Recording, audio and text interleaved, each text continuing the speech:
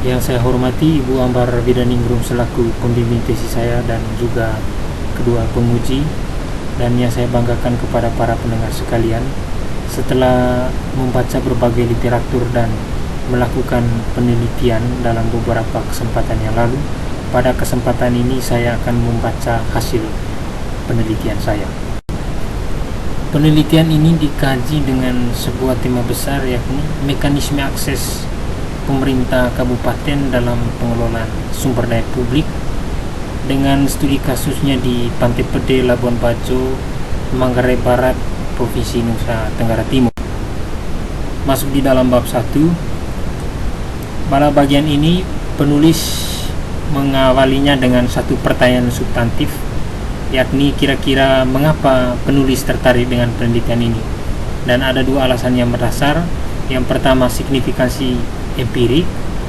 Secara empirik saya melihat bahwa dalam kurun waktu 9 tahun, dari tahun 2012 hingga sekarang, kebijakan pengelolaan Pantai Pede atau para alih-alih atau orang menyebutnya sebagai privatisasi oleh pemerintah provinsi itu belum terselesaikan.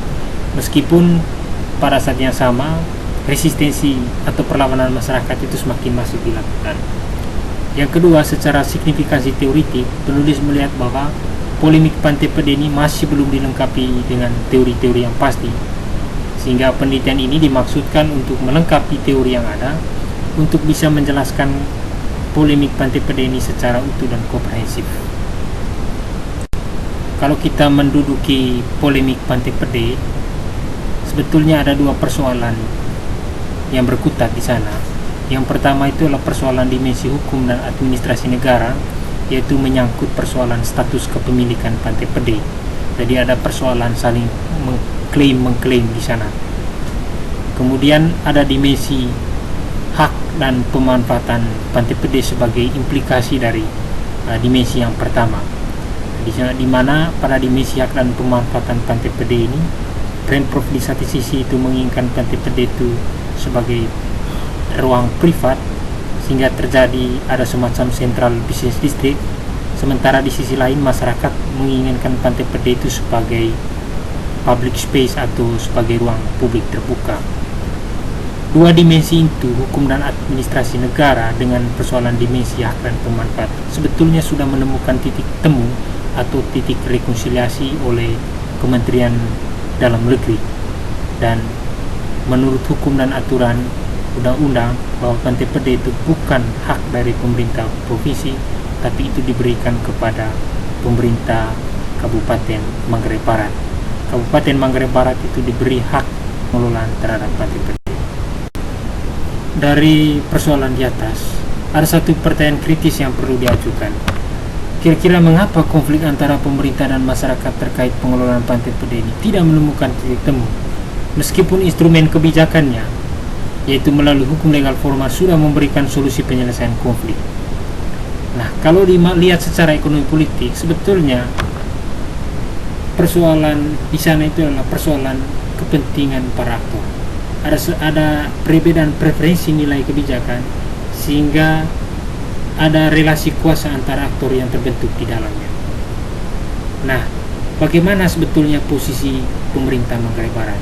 Dalam tulisan ini saya akan mengkaji soal bagaimana mekanisme akses pemerintah Kabupaten Manggarai Barat dalam pengelolaan Pantai Pede sebagai sumber daya publik. Dan analisis ini akan dibuat dalam kerangka kerja teori akses dari Ribot dan Peluso. Adapun beberapa pertanyaan penelitian sebagai kerangka dari tulisan ini, yakni pertanyaan utamanya atau sebut sebagai main question, bagaimana mekanisme akses pemerintah Kabupaten Manggarai Barat dalam pengelolaan Pantai Pede sebagai sumber daya publik. Pertanyaan kunci ini akan dibagi melalui dua sub pertanyaan. Pertama, bagaimana relasi kekuasaan antar aktor dalam polemik kebijakan pengelolaan Pantai Pede. Kemudian yang kedua, bagaimana strategi kebijakan pemerintah Kabupaten Manggarai Barat dalam pengelolaan Pantai Pede sebagai sumber daya publik. Bab 2, tinjauan pustaka. Ada beberapa landasan atau kerangka konseptual yang dipakai oleh penulis untuk mengkaji polemik Pantai Pede. Yang pertama, teori akses ribot dan Peluso sebagai pisau analisis. Dalam teorinya itu ada dua mekanisme akses. Yang pertama itu akses berbasis hak, yang kedua akses berbasis struktural dan relasional. Penelitian ini ingin melihat cara kerja kedua mekanisme akses ini, yakni bagaimana mekanisme akses Pemkab Mabar dalam pengelolaan Pantai Pede. Yang kedua, aktor, siapa-siapa aktor yang berperan di dalamnya. Kemudian yang ketiga, relasi kuasa, bagaimana relasi kuasa yang terbentuk antara aktor. Yang terakhir itu adalah persoalan sumber daya publik dan pengelolaan sumber daya publik. Kemudian pada saat yang sama, penulis juga akan melakukan kajian terhadap penelitian-penelitian terdahulu, yakni pertama terkait dengan penelitian Pantai Pede itu sendiri dan penelusuran penulis. Ada dua penelitian yang bisa menjadi pertimbangan. Yang pertama itu penelitian Pede Skandal Korporasi Rakyat Lawan Penguasa yang ditulis oleh Bernardus Baratdaya dengan Peter Dabu. Kemudian penelitian yang lain itu adalah terkait dengan polemik Pantai Pede, itu adalah arena sosial kasus Pantai Pede, perjuangan masyarakat mengenal terhadap elit politik. Kemudian ada teori akses ribot dan Peluso, yaitu bagaimana kekuatan teori akses itu, kekuatan fleksibilitasnya sehingga bisa dimodifikasi tergantung masalah sosial yang terjadi di lapangan. Artinya saya melihat bahwa dari penelitian-penelitian terdahulu, baik itu terkait Pantai Pede maupun teori akses ribot dan Peluso, ada beberapa kekurangan yang kemudian dipakai oleh penulis untuk melihat dan mengkaji masalah di Pantai Pede. Yang berikut bab 3, metodologi penelitian. Paradigma yang dipakai oleh penulis dalam mengkaji persoalan Pantai Pede itu adalah paradigma kritis. Artinya penulis akan melihat subject matter atau pokok persoalan akses sumber daya Pantai Pede, dan dengan menggunakan pendekatan kualitatif, metode yang digunakan dalam penelitian itu adalah studi kasus dan akan dilakukan secara online atau online research method. Online research method dipakai penulis karena situasi pandemi COVID-19 ini tidak memungkinkan peneliti untuk turun ke lapangan. Dan lokasi penelitian penulis ada di Pantai Pede, Labuan Bajo, Kabupaten Manggarai Barat, Provinsi Nusa Tenggara Timur. Dan kenapa melakukan penelitian di sana? Ada semacam pertimbangan empirik. Di Pantai Pede itu sudah terjadi dalam tempo waktu yang lama dan belum menemukan titik temu. Adapun sumber dan jenis data dari penelitian itu yaitu data primer atau online data collection yang berasal dari wawancara teks secara daring. Ada beberapa aktor-aktor yang bisa diwawancara, tapi ada beberapa aktor yang tidak bisa diwawancara secara daring. Kemudian sumber data dan jenis data yang lain itu adalah data sekunder atau indirect data collection, dan data ini diperoleh dari sumber-sumber bacaan. Ada yang dari buku, ada yang dari artikel, jurnal opini, kemudian dari dokumen, surat-surat regulasi dan nasional, dan yang paling banyak dikaji oleh peneliti itu adalah dari informasi-informasi media sosial, website dan portal media pemerintah. Dan ada pendekatan dan teknik pengumpulan data dalam penelitian itu. Pendekatannya itu reaktif dan non-reaktif. Kemudian teknik pengumpulan datanya itu adalah wawancara teks, ada beberapa aktor yang bisa diwawancara teks, dan kemudian analisis dokumen, konten analisis. Kemudian analisis data, ada 3 hal yang dipakai oleh penulis, yaitu reduksi data, penyajian data, dan berakhir dengan kesimpulan. Bab 4 dan bab 5 itu adalah hasil kajian atau hasil temuan penulis dalam penelitian. Dan dalam bab 4 penulis mengkaji tentang Pantai Pede dan analisis aktor, dalam arti bahwa di dalam bagian ini penulis melihat bagaimana Pantai Pede dalam perspektif aktor. Dan adapun aktor-aktor yang terlibat dalam kebijakan pengelolaan Pantai Pede, yakni ada negara yang di dalamnya itu adalah ada keterlibatan pemerintah Provinsi NTT, ada Pemkab Mabar dan pemerintah pusat. Kemudian ada juga perusahaan swasta atau investor, yakni PT SIM. Dan yang berikut itu adalah masyarakat, yang di dalamnya itu adalah organisasi-organisasi masyarakat yang menentang kebijakan pemerintah. Dan aktor-aktor yang terlibat itu adalah punya preferensi nilai dan kepentingan yang berbeda-beda terhadap sumber daya Pantai Pede itu sendiri. Dan saya melihat hasil temuan itu adalah semacam paradoks kebijakan Pantai Pede. Saya melihat paradoks kebijakan Pantai Pede ini dengan menggunakan teori Graf, Hubers, dan Smulders untuk membedakan preferensi nilai-nilai kebijakan publik, yaitu ada performing governance yang melihat ada efisiensi dan efektivitas, kemudian ada proper governance, ada integritas, keadilan, dan kemudian ada responsive governance. Dan dari telusuran penulis, Provinsi NTT atau melalui gubernur sebagai inisiator kebijakan sangat dipengaruhi oleh nilai performing governance. Artinya dia sangat melihat Pantai Pede itu dengan mengedepankan nilai efisiensi dan efektivitas. Gubernur beranggapan bahwa efektivitas dan efisiensi Pantai Pede akan memberi keuntungan ekonomis bagi masyarakat Manggarai Barat. Sementara masyarakat umum dan penduduk setempat justru dipengaruhi oleh nilai proper governance yang mengedepankan nilai akses, ketersaran, dan keadilan. Dalam arti bahwa penduduk setempat beranggapan bahwa kebijakan privatisasi Pantai Pede merupakan kebijakan yang bersifat eksploitatif dan diskriminatif. Nah, privatisasi Pantai Pede ini ditolak oleh masyarakat, dan pada saat yang sama mereka menuntut ada semacam ruang publik terbuka bagi Pantai Pede. Menurut penulis, tidak bertemunya nilai pada substansi kebijakan dipengaruhi oleh terpinggirnya nilai responsive governance yang mengedepankan nilai partisipatif dalam kebijakan publik. Tidak ada nilai partisipatif yang substantif dalam pengelolaan kebijakan Pantai Pede ini yang mengakibatkan konflik yang berkepanjangan.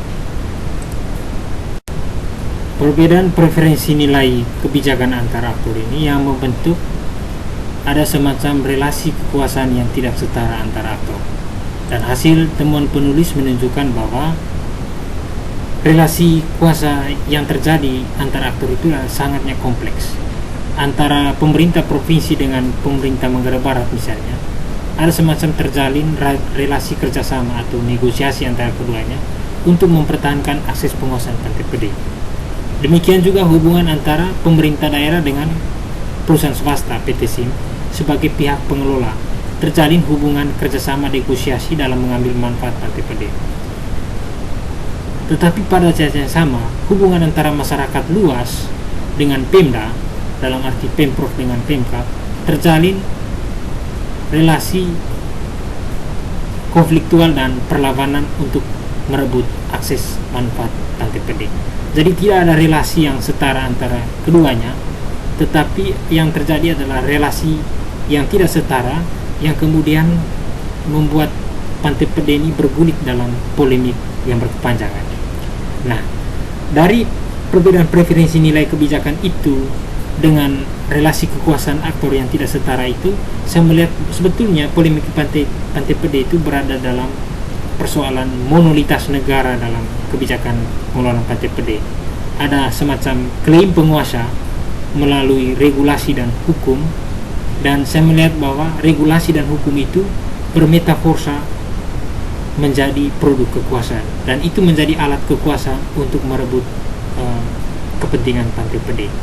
Nah, ketika hukum dan regulasi itu menjadi produk kekuasaan, pada saat yang sama terjadi penyingkiran akses masyarakat, sehingga ketika terjadi penyingkiran akses masyarakat, muncullah distrust terhadap pemerintah, sehingga ada semacam konflik yang terjadi di sana. Setelah menganalisis Pantai Pede dari perspektif aktor, pada bagian kelima ini penulis menganalisis bagaimana mekanisme akses pemerintah Kabupaten Manggarai Barat dalam pengelolaan Pantai Pede sebagai sumber daya publik. Sebelum analisis ke situ, penulis mengkaji dua hal, yakni soal bagaimana Pantai Pede itu diartikan sebagai ruang publik terbuka, public space, Yang kedua itu adalah bagaimana posisi Pemda Kabupaten Manggarai Barat. Yang pertama, persoalan Pantai Pede sebagai ruang publik terbuka. Masyarakat umum menuntut ada 3 hal mengapa Pantai Pede itu dijadikan sebagai ruang publik terbuka.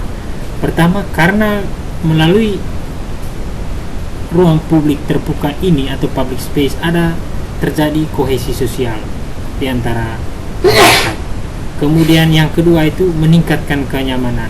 Orang-orang bisa melakukan rekreasi atau hiburan setelah sepekan mereka bekerja. Dan yang ketiga itu adalah meningkatkan kualitas lingkungan hidup.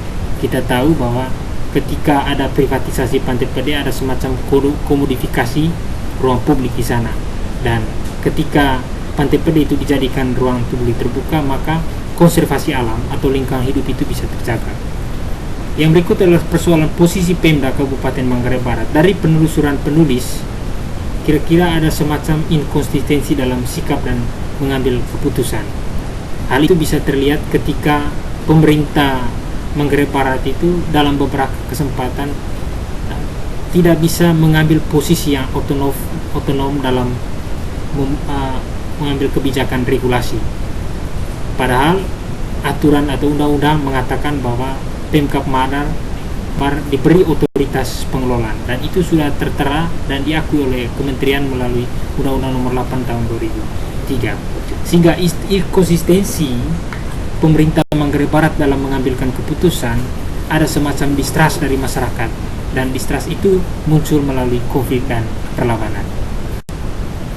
Setelah menganalisis 2 bagian di atas, penulis kemudian menganalisis persoalan bagaimana mekanisme akses yang digunakan oleh Pemkab Manggarai dalam pengelolaan Pantai Pede, dan analisis ini menggunakan teori akses ribut dan Peluso, terutama soal mekanisme akses berbasis hak dan mekanisme akses berbasis struktural dan relasional.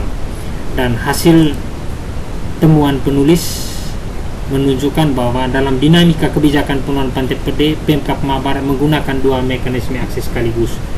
Pada satu sisi, Pemkab Manggarai menggunakan mekanisme akses hak, yaitu melalui aturan hukum legal formal sebagai landasan pengelolaan Pantai Pede, dan pada sisi yang lain, Pemkab Manggarai juga difasilitasi oleh mekanisme akses berbasis struktural dan relasional. Ada 2 mekanisme akses berbasis struktural dan relasional yang digunakan, yakni melalui akses pengetahuan dan akses relasi sosial. Akses pengetahuan dilakukan dengan cara memproduksi pengetahuan sebagai alat untuk meyakinkan masyarakat, sementara relasi sosial dilakukan dengan cara membangun hubungan dengan pemerintah tingkat atas dan masyarakat luar. Relasi dengan Pemprov dibangun dengan mekanisme kerjasama negosiasi. Dinamika relasi dengan masyarakat luas lebih berupa relasi patron klien yang kemudian membentuk perlawanan dan konfliktual. Nah, dari mekanisme ini kita tahu bagaimana strategi Pemkab Manggarai dalam kebijakan Pantai Pede. Dan menurut hasil penelusuran penulis, strategi Pemkab Manggarai dalam kebijakan Pantai Pede cenderung mengarah pada pendekatan government, command dan control, dalam arti bahwa pemerintah mengambil alih kontrol dan pengelolaan, tapi masyarakat sendiri tidak berpartisipasi dalamnya. Atau adapun partisipasi publik melalui kegiatan sosialisasi, tapi proses itu berjalan perlawanan. Akibatnya, kebijakan pengelolaan Pantai Pede bukan hasil aspirasi publik masyarakat luar, tapi hasil produksi pengetahuan pemerintah melalui hukum dan aturannya sendiri. Bab terakhir penutup yang berisi kesimpulan dan beberapa rekomendasi yang diajukan penulis sebagai tindak lanjut. Beberapa kesimpulan. Yang pertama, bahwa memang Pantai Pede itu terjadi polemik yang berkepanjangan karena ada semacam perbedaan preferensi nilai kebijakan antara aktor, baik pemerintah pusat, pemerintah provinsi, pemerintah kabupaten, dan juga masyarakat luas.